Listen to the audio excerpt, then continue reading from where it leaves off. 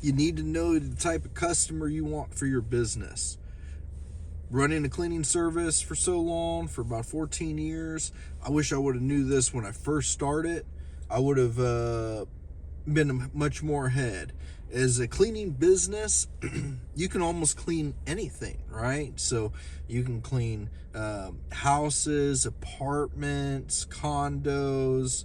You could do office cleaning. You can do, move ready cleaning. You could do restaurant cleaning. You can do all types. You can do window cleaning. So it's really good to go ahead and narrow down exactly what kind of cleaning you're looking to do. When I first started, I actually started my cleaning business cleaning auto detailing, cleaning cars. So I would knock door to door in nice neighborhoods and sell a detail cleaning on your vehicle. And that got me going. I was quickly realized that I didn't want to do that for too long because you are working in the elements. It's either hot, cold. You could be sweating out there, getting hit by the sun. I'm not in no way talking down as far as work outside. There's a lot of hardworking people, and a lot of people enjoy it, and I did it for quite a bit of a time. But I started to realize that I wanted to get into doing house cleaning. House cleaning was great because it gets you out of the elements. You're working indoors. I first started out with property management, rental properties being managed by companies for homeowners, for tenants.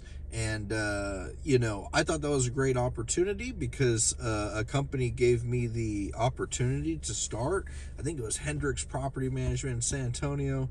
And it was great. I would get a work order, be sent out to the house, lockbox code,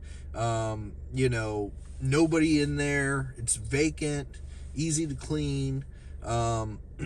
Easy to clean in the fact that there's no people, no nothing in their furniture. You can get out and kind of do it at your time frame, so to speak, as long as you're hitting deadlines. But the one thing I realized with property management is they're pretty budgeted, on their cleanings. They're typically going to look for a cleaning around a certain price. People compete on price. Nothing wrong with that. Good to get service. Right now, my clients, the way I look at it is I like to serve people that are moving in or out of a home. Why? Because if you want to sell your $400,000, $600,000 house, you'll spend a little bit of money to make sure it looks great, and that's important. The importance of making sure that your house looks great is key. The person that's trying to sell their $400,000 home may spend a little more money than the apartment complex to clean, unit 405. The one thing too is with property management, a lot of times you're waiting on a check. They usually will have like a net 30. I've realized through experience, you're not always going to get that check in 30 days. And if you got people to pay, it's important to consider that. There's been times where I've cleaned multiple apartments. I'm waiting on a check. It doesn't come in for 30 days. And guess what? I got to pay my people within a certain time frame. And that makes it difficult on me because guess what? I'm going to pay them and I'm going to be out that money until I get it. And hold your breath. So that's the way I look at it. I've done, office cleaning. I think office cleaning is actually a great opportunity. You're not going to get paid tons and tons each job, but they want it monthly. They want it usually on a reoccurring basis, or, at some point. There's some places that need it every day, like furniture stores and things like that. So, so just keep that in mind. I've done a lot of, homes like, senior communities. I've done that too. Also you say, oh, I'll do maid service clean for people. I like to consider a minimum rate. You can go out and, I want to clean, give you a good example. Move ready cleaning. Let's say it's a 3-bedroom, 2-bath house, needs a good little detail. Might be about $1,000, might be more. Let's just say $1,000. Versus going out and cleaning something that's not as much. Let's just say an apartment complex, or a lady wants to pay you $150 to do the floors through the home and get the bathrooms done. Let's just say $100. I've done those kind of jobs before. $100 come in. Would you rather do 10 $100 cleans for for customers, or would you rather do $1,000 clean? Think about it. Any clean you're going to go to, you're going to have to unload, load the vehicle, greet the customer, make sure they're happy.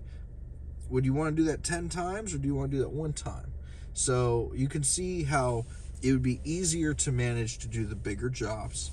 If you're doing cleaning for big communities, big home communities, $1 million plus, a lot of people like that have 5 bathrooms, 3-4 bedrooms, big homes, that might be attorneys or doctors, things like that. They're not going to want to do the cleaning on their weekend time. So usually they typically get somebody to go out and clean. And the one thing I notice is that the clients that have the money to do so will show appreciation. When I mean appreciation, they usually tip. Or I've seen their experience. Now, if you're going to go do $100 clean, that person's may not have the resources to go out and give you that kind of tip. One thing also too is the people that spend more money, they're easier to deal with.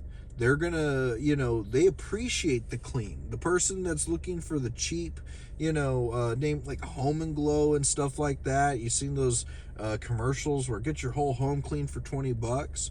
Do you really want to trust somebody that you're going to pay $20 to clean your whole home? They might have some sticky fingers, so you're not only are customers paying for quality cleaning, but they're paying for having, being able to have control of knowing who's in their home. Do they feel comfortable? Is it somebody that's going to come in with sticky fingers and take stuff? So am I more than likely to do good service? You pay for what you get. A lot of times with like electronics and services and things like that. If I want my roof done and a company comes in and says, hey, I'm going to charge you $12,000, as other companies like, yeah, I do it for $1,500. I'm automatically thinking like, why is there such a discrepancy in price? Who's more likely going to take their time and effort taking care of you? Usually the person that feels like that job's worth it. So the whole premise is to know your client, know the ideal customer. Not that you can't do some, small jobs here and do a big job here and do different things. I've done that. I have office cleans that we do.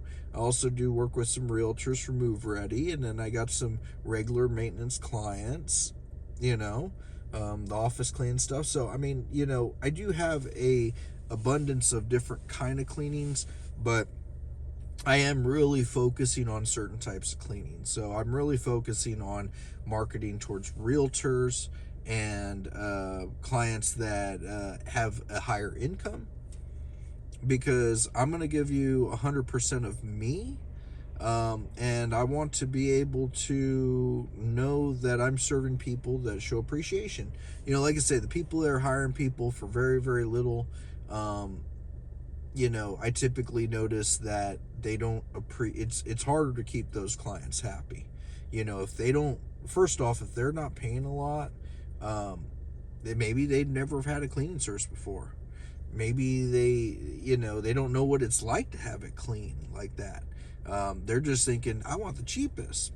The person that has money, they're saying, hey, well, I got a real nice home. I just don't want like anybody in my home.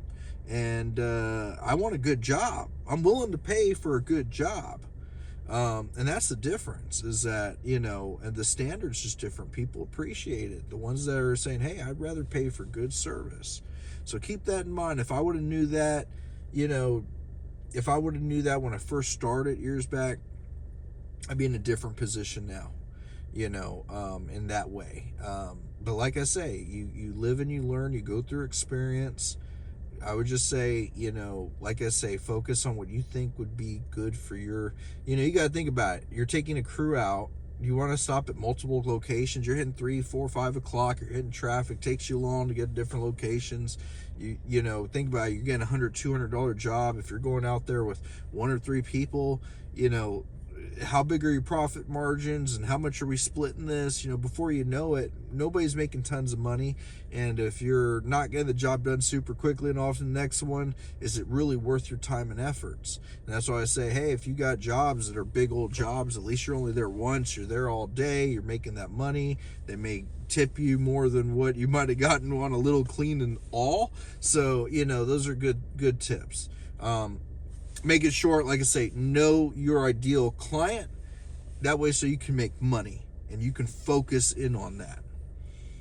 If you guys go ahead and like my channel. Go ahead and subscribe. I love giving cleaning tips. I love giving insight as far as coming from a business owner standpoint and how things have worked for me and if it can help you. Give me any comments in there. I'd love to hear back. I'm gonna comment back. Any ideas as far as videos to do, I'd love to hear it. Let's go ahead and get it, you guys. Y'all have a good one.